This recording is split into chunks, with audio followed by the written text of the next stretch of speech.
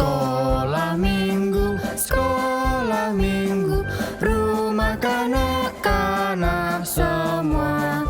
Bakti Allah, cinta bangsa, hidup baru sukaria. Belajarlah kitab suci, cinta Tuhan gereja maju. Jalankanlah perintahnya, muliakan Tuhan selamanya. Ayo anak-anak, kita ke sekolah minggu GKI Stadion. Halo adik-adik semuanya, apa kabar? Ketemu lagi dengan Ausu Michelle. Nah, sebelum kita mendengarkan cerita, yuk kita duduk manis, lipat tangannya, siapkan Alkitabnya. Yuk kita mau sama-sama mendengarkan cerita hari ini. Sebelum mendengarkan cerita, yuk kita berdoa dulu. Mari kita bersatu di dalam doa. Tuhan Yesus yang baik, terima kasih hari ini kami boleh kembali mendengarkan firman Tuhan. Tolong kami Tuhan agar kami boleh fokus mendengarkan. Terima kasih Tuhan, di dalam nama Tuhan Yesus kami berdoa. Amin.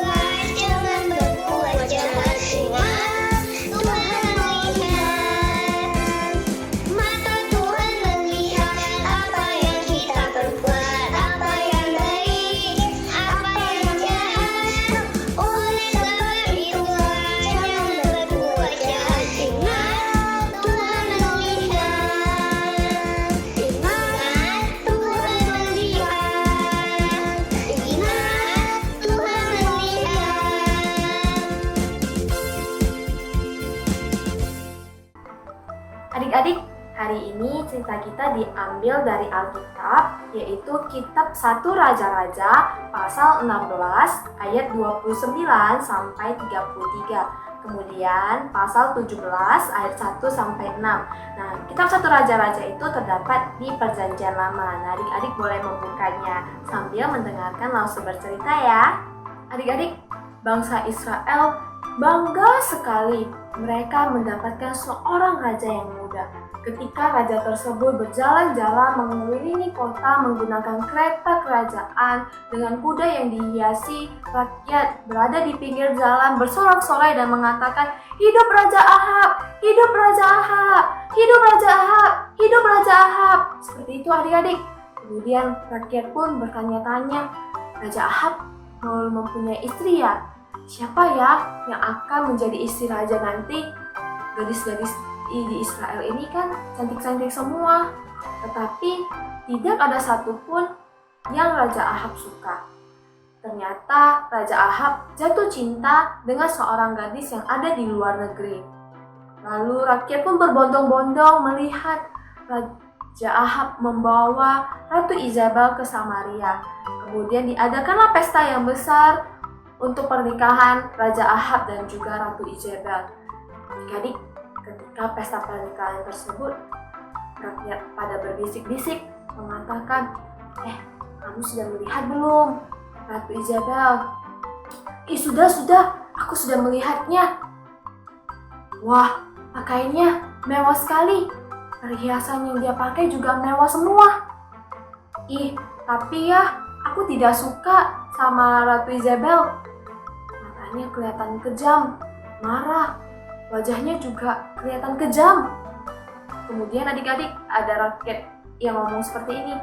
Terus ya katanya dia itu tidak berbakti loh sama Tuhan. Dia itu lebih suka menyembah patung-patung yang dia bawa dari negeri asalnya. Wah adik-adik, ternyata apa yang dikatakan oleh rakyat Israel pada saat itu semuanya benar. Isabel adalah seorang gadis, seorang wanita yang kejam sekali. Raja Ahab selalu menuruti apa yang diinginkan oleh Ratu Isabel. Dan benar adik-adik, setelah beberapa hari mereka menikah melakukan pesta pernikahan, Ratu Isabel meminta supaya dibangun kuil-kuil untuk tempat dia menyembah dewa-dewa Baal dan juga dewa Asyera yang dia bawa dari negeri asalnya. Isabel, istriku yang cantik. Aku sudah membuatkan kamu kuil yang besar dan megah. Hanya untuk istriku menyembah dewa Baal. Ya Raja Ahab, dan aku akan mengajak orang-orang Israel yang selama ini menyembah Allah Israel mau menyembah dewa Baal juga. Nah adik-adik, dewa Asyera adalah dewa matahari dan juga yang menurunkan hujan yang akan memberikan kesuburan kepada tanah dan ladang, serta sawah-sawah yang ditanami oleh rakyat-rakyat tersebut. Dan Raja Ahab pun membuat dan membangun kuil-kuil tersebut adik-adik.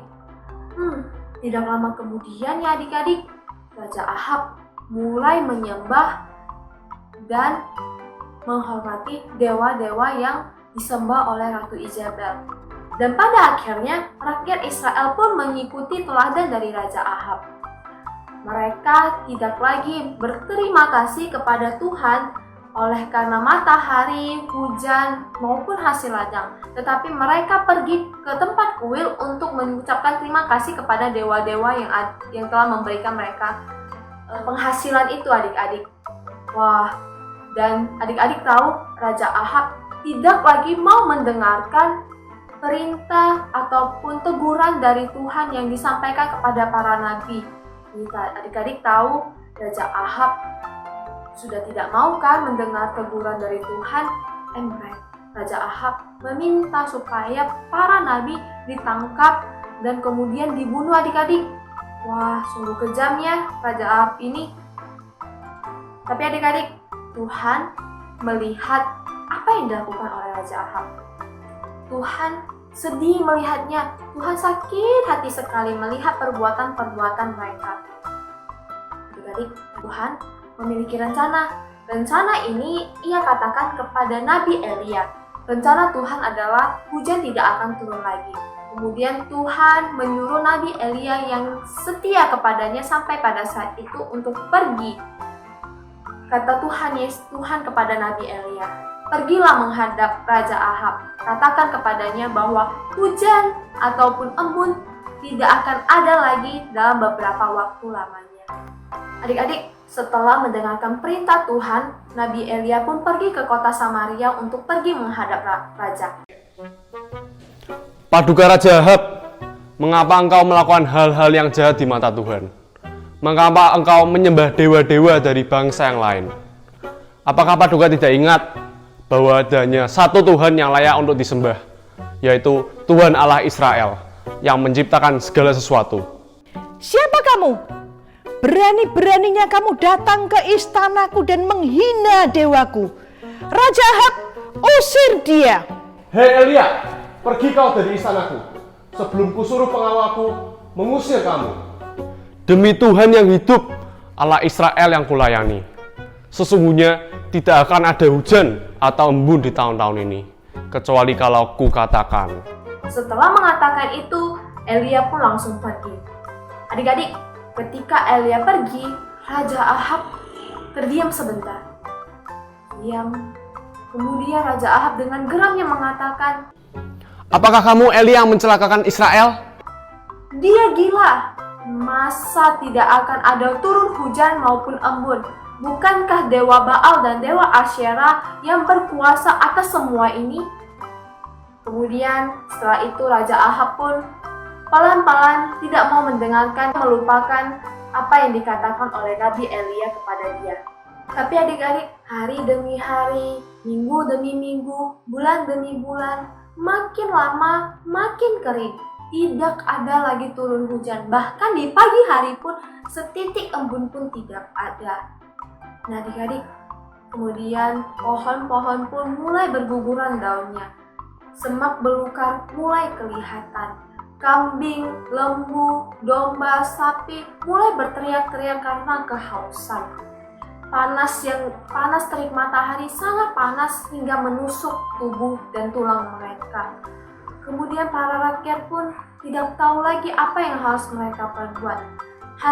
Ladang-ladang dan sawah-sawah tidak bisa lagi dipanen karena tanah mulai kering. Kemudian adik-adik, para rakyat pun menjadi gelisah dan khawatir apa yang akan dimakan, apa yang akan diminum. Makanan tidak bisa dimakan karena padi sudah makin kering, tidak bisa lagi menghasilkan panen. Air sungai makin lama makin kering. Siapa yang bisa melakukannya? Baalkah? Asyirahkah? Semuanya bisu. Tidak ada yang dapat melakukannya, adik-adik. Raja Ahab, kekeringan kali ini benar-benar mengerikan. Aku dengar banyak orang mati kelaparan.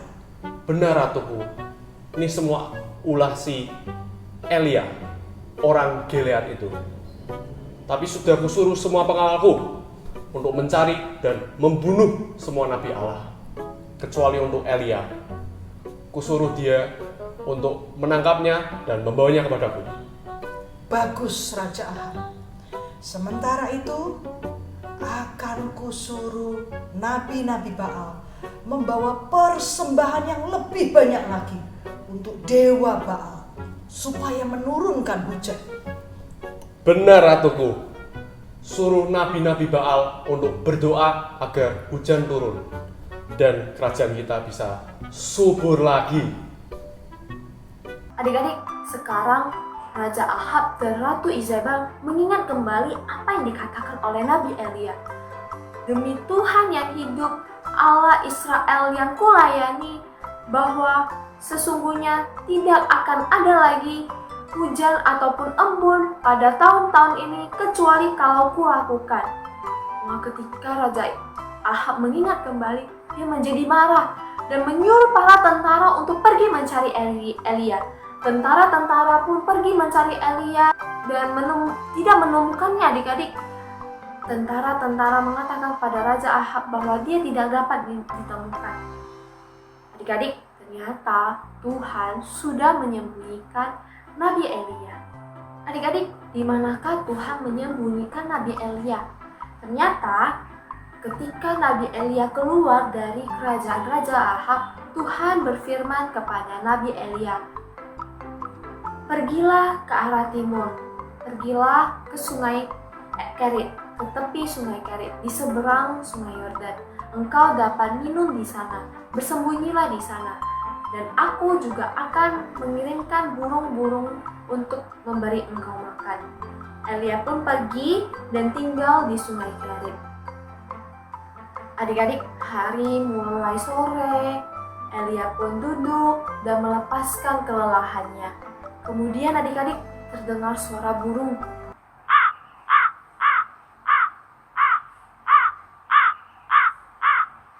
Elia memandang ke atas.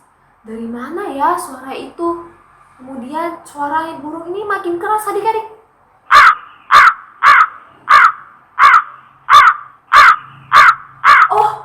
Oh. Elia sambil terheran-heran dan bingung. Burung gagak sudah datang, seperti yang telah Tuhan perintahkan. Seperti yang Tuhan janjikan juga. Dan betul, sudah datang, burung gagak membawa roti dan daging dalam parungnya.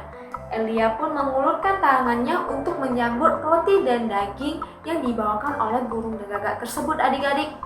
Kemudian Elia pun mengatakan, "Terima kasih Tuhan atas roti dan daging ini." Elia pun berdoa seperti itu, adik-adik. Kemudian ia pun makan sampai kenyang. Hari makin gelap dan malam pun telah tiba. Dengan rasa tentram dan aman, Elia pun membaringkan dirinya lalu segera tidur. Malam semakin larut, makin mendekat fajar yang merekah, terdengar suara burung lagi. burung-burung gagak datang lagi untuk membawakan roti dan daging untuk makan pagi Nabi Elia. Nabi Elia pun kembali mengulurkan tangannya menerima roti dan daging itu. Lalu ia berdoa, "Ya Tuhan, betapa aman saya dalam pemeliharaanmu. Terima kasih Tuhan atas makanan ini." Dan Elia pun makan dengan rasa syukur. Adik-adik, Tuhan mengirimkan burung gagak setiap pagi dan malam untuk memberi makan Nabi Elia. Tapi bangsa Israel menderita lapar dan haus karena mereka sudah meninggalkan Tuhan. Tapi Nabi Elia tetap dipelihara Tuhan karena Nabi Elia setia kepada Tuhan adik-adik. Adik-adik, Raja Ahab mengikuti istrinya untuk menyembah dewa Baal dan juga dewa Asyera yang katanya bisa memberikan kesuburan kepada tanah-tanahnya. Ternyata hujan gak turun. Begitu juga dengan bangsa Israel yang mengikuti teladan dari Raja Ahab.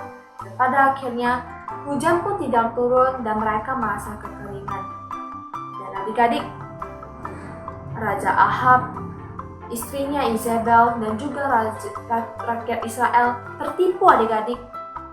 Tertipu karena dewa Baal dan Asyera ketika mereka mengalami kekeringan, mereka tidak dapat melakukan apa-apa.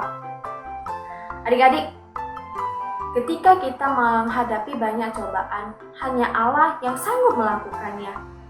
Hanya Allah yang berkuasa atas semuanya adik-adik. Dewa-dewa seperti Baal dan Asyera itu tidak bisa melakukan apa-apa. Mereka hanyalah patung yang dibuat oleh manusia. Tuhan Allah yang kita sembah itu adalah Tuhan Allah yang sanggup melakukan semuanya, yang akan memberikan apapun yang kita minta ketika kita datang setia kepadanya. Kita lihat seperti Elia, ketika dia setia kepada Tuhan, Tuhan akan memelihara dia. Seperti kita lihat Tuhan Yesus dan dia akan disalibkan. Tuhan Yesus tetap menerimanya. Tuhan Yesus mau melakukannya agar semua kita manusia yang berdosa tidak dihukum, melainkan Tuhan yang menggantikan kita untuk dihukum mati di atas kayu salib. Jadi adik-adik, Tuhan Yesus sudah menebus setiap dosa kita. Maka sekarang giliran kita untuk datang menghormati Tuhan Yesus dan juga menyerahkan semuanya kepada Tuhan Yesus. Dan kita juga perlu setia kepada Tuhan Yesus adik-adik. Adik-adik, ketika kita mau setia datang kepada Tuhan, kita dapat melakukannya dengan cara membaca Alkitab, berdoa tiap hari, memuji Tuhan, berterima kasih kepada Tuhan untuk segala apa yang Tuhan berikan pada kita. Kita juga bisa menghormati orang tua kita, karena orang tua kita adalah wali Tuhan di dalam dunia ini. Ketika kita melakukan itu, maka kita telah menunjukkan bahwa kita ini adalah anak-anak Tuhan. Orang-orang yang setia untuk datang kepada Tuhan. Karena kita percaya Tuhan akan memelihara kita semua. Nah adik-adik, dengan melakukan itu kita juga telah bertanggung jawab sebagai anak Tuhan untuk menghormati Tuhan. Dan juga adik-adik, kita perlu untuk takut akan Tuhan. Seperti apa ya caranya? Nah adik-adik, di dalam setiap kegiatan yang kita lakukan, kita terus melihat apakah perbuatan yang kita lakukan ini seperti yang Tuhan mau. Misalnya, ketika kita berantem dengan Cici, Koko, atau Dedek, Tuhan suka nggak ya kita berantem? Tuhan nggak suka kalau kita berantem dengan Cici, Dedek, dan Koko. Tapi ketika kita berantem, kita jangan membalasnya. Kita berdoa, kita meminta supaya Tuhan menolong kita agar kita boleh tetap tenang dan tidak berantem. Atau mungkin ada orang yang mengejek kita, atau mungkin ada orang yang memukul kita. Nah adik-adik, kita tidak boleh membalasnya, karena Tuhan tidak suka loh kalau misalnya kita membalas kejahatan dengan kejahatan. Tapi balaslah kejahatan dengan kebaikan, yaitu berdoa bagi mereka agar mereka dapat berubah. Dengan seperti itu kita juga telah belajar bagaimana untuk hidup sesuai dengan apa yang Tuhan inginkan. Nah adik-adik, seperti Elia tadi, yuk kita hari ini belajar untuk setia kepada Tuhan, menghormati Tuhan, dan takut kepada Tuhan. Karena demikian, kita sudah hidup sesuai dengan apa yang Tuhan inginkan. Jadi Rosa harap adik-adik semua tetap ingat bahwa Tuhan sayang sama kita semua. Semangat adik-adik! Adik-adik, kita sama-sama membaca ayat hafalan hari ini dari Keluaran pasal 20 ayat 2a sampai dengan ayat 3 yang berbunyi, Akulah Tuhan Allahmu. Jangan ada Allah lain di hadapanmu. Akulah Tuhan Allahmu. Jangan ada Allah lain di hadapanmu. Yuk adik-adik, kita sama-sama berdoa. Tuhan Yesus yang baik, kami bersyukur boleh mengingat kembali bahwa Tuhan adalah satu-satunya Tuhan di dalam kehidupan kami. Tolong kami sejak kecil kami boleh mengerti dan boleh menghormati Tuhan. Terima kasih Tuhan untuk firman hari ini. Di dalam nama Tuhan Yesus kami berdoa. Amin. Sampai jumpa minggu depan adik-adik. Tuhan Yesus memberkati. Ayat persembahan hari ini diambil dari Roma 12 ayat 1. Karena itu, saudara-saudara, demi kemurahan Allah, aku menasihatkan kamu supaya kamu mempersembahkan tubuhmu sebagai persembahan yang hidup, yang kudus dan yang berkenan kepada Allah. Itu adalah ibadahmu yang sejati.